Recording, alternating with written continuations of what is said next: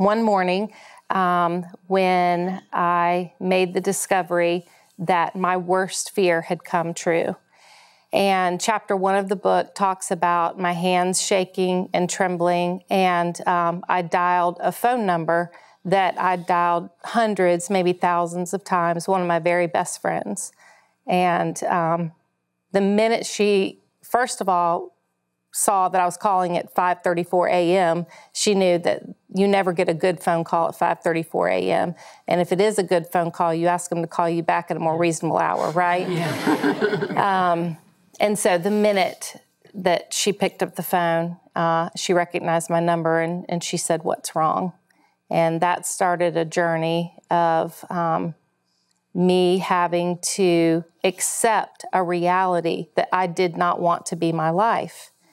And, when our circumstances are broken and they get put in the potter's hands, he can make something new from it. Well, I've always heard that amazing Christian story, like if your life gets broken, you can take the broken pieces and God can put them back together, and then his light shines through your brokenness, and then we all sing Kumbaya, and it's just a lovely Christian story, right?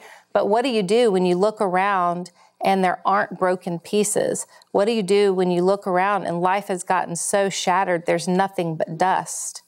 Well, here's the hope.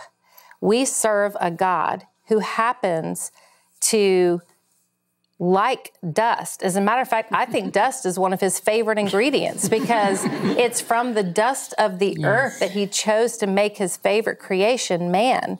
And then when Jesus walked the dusty roads of this earth and a blind man needed to be healed, he took his saliva and mixed it with the dust of the earth and made mud and healed the blind man's eyes. And dust, when mixed with living water, can become clay. And clay, when placed in the potter's hands, we know from Jeremiah and Isaiah that clay, when placed in the potter's hands, can be made into anything bigger and better and stronger than it ever was before. And so the great hope of this story, of the teaching that I'm doing in this book, is that dust does not signify an end.